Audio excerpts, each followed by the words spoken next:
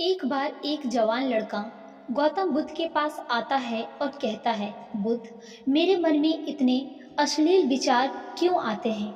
मेरे मन में अक्सर काम वासना के विचार चलते रहते हैं, जिनके बारे में सोच सोच कर मैं अपना बहुत सा समय और ऊर्जा बर्बाद कर देता हूँ, जिनकी वजह से मैं शांत नहीं रह पाता हूँ और हमेशा ही विपरीत लिंग की तरफ आकर्षण महसूस करता हूँ।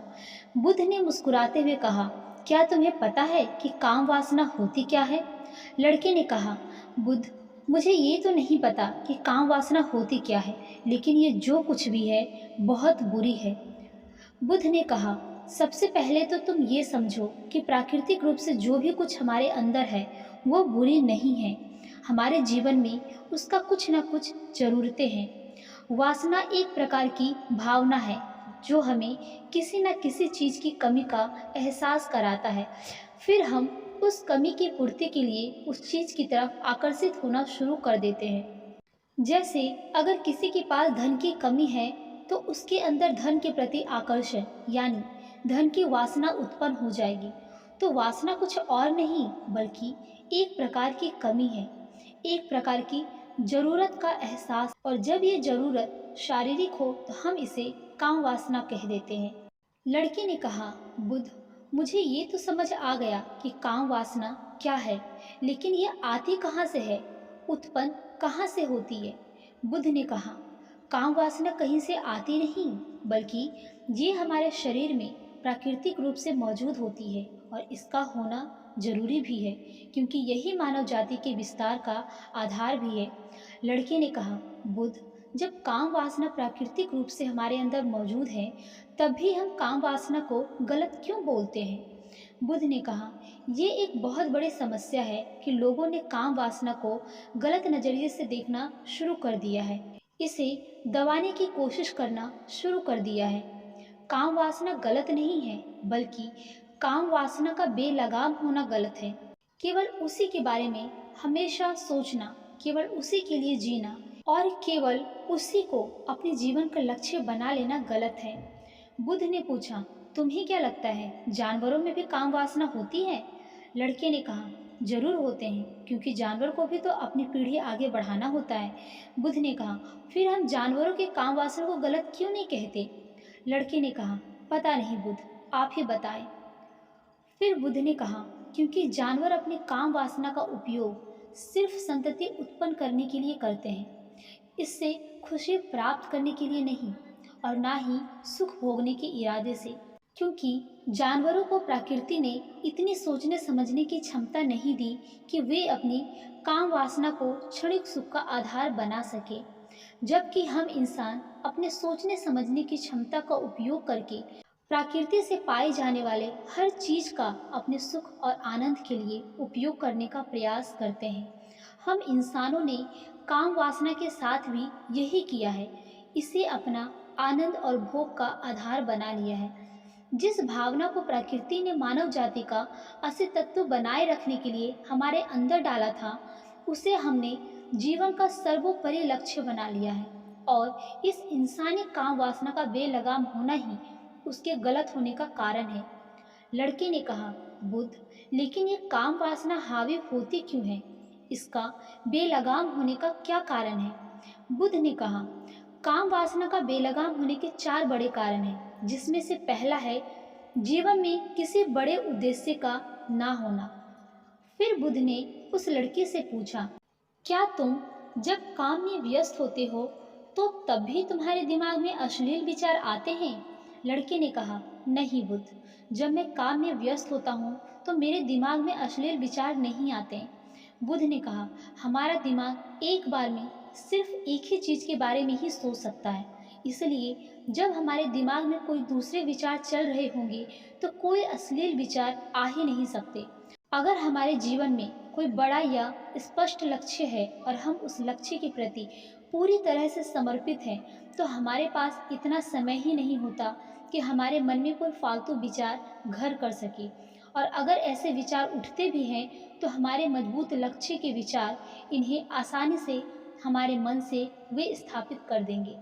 लेकिन असल समस्या यह है कि अधिकतर लोगों के पास मजबूत लक्ष्य की कमी है।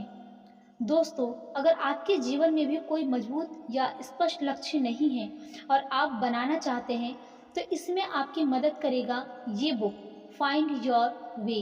और अगर आपके पास इस बुक को पढ़ने का समय नहीं है, तो आप इस बुक को सुन सकते हैं कुकू एफएम पर। फिर बुद्ध ने कहा, काम वासना का बेलगाम होने का दूसरा कारण है समाज के द्वारा गलत बताकर इसे दबाने की कोशिश करना।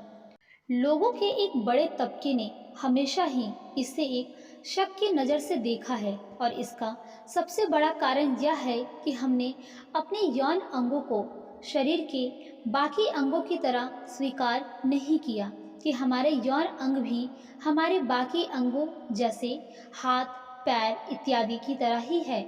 यह सिर्फ एक अंग है जो हमारे लिए काम करते हैं, जिसके लिए प्रकृति ने उन्हें बनाया है। लेकिन हमने इस प्रजनन अंगों को कुछ ज़्यादा ही रहस्यमय बना दिया है, और जब कोई चीज़ रहस्यमय बन जाती है तो लोगों में एक अलग प्रकार की रुचि जागृत हो जाती है, जिसकी वजह से लोग जाने अनजाने में ही काम वासना के प्रति आकर्षण महसूस करते हैं। बुद्ध ने कहा, जब किसी विचार को दबाने का दमन करने का प्रयास किया जाता है, तब वह विचार और मजबूती के साथ उभर कर आता है, और यही काम वासना के विचारों के साथ भी किया जा रहा है।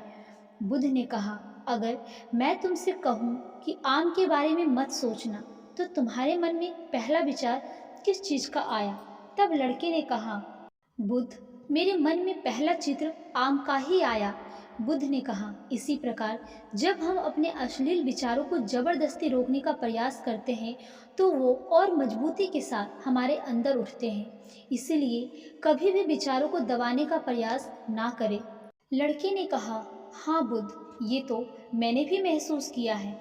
बुद्ध ने कहा, इंसानों में कामुकता का हावी होने का तीसरा कारण है हमारा अपने विचारों के प्रति जागरूक ना होना। हमारे मन में कैसे विचार चल रहे हैं, हम उस पर कभी ध्यान ही नहीं देते। हमारे मन में उठने वाले विचारों की एक अनोखी बात यह है कि जब हम किसी एक चीज़ के बारे में विचार करते हैं, तो हमारा मन उसी से संबंधित और भी विचार हमारे सामने रखना शुरू कर देते हैं, और ऐसे ही हमारे मन में विचारों की एक श्रृंखला बन जाती है, जिसमें हम उलझ कर रह जाते हैं। ठीक वैसा ही होता है अश्लील विचारों के साथ। हमने एक बार किसी को देखकर अपने मन में अश्लील विचार पैदा किया, फिर हमारा मन अपने आप ही विचारों की एक श्रृंखला बना देता है, जिनके बारे में हम सोच सोच कर अपनी बहुत सी ऊर्जा और समय बर्बाद कर देते हैं। इसलिए पूरी जागरूकता के साथ अपने अंदर उठ रहे विचारों पर ध्यान देना जरूरी है। बुद्ध ने कहा, अश्लील विचारों का हावी होने का चौथा कारण है बुरी सोच और अश्लील विचारों वाले लोगों की संगति करना। कई बार ऐसा होता है कि कामुकता हमारे अंदर नहीं होती, लेकिन कुछ अश्लील लोगों के साथ रहने से ये हमारे ऊपर हावी हो जाती है।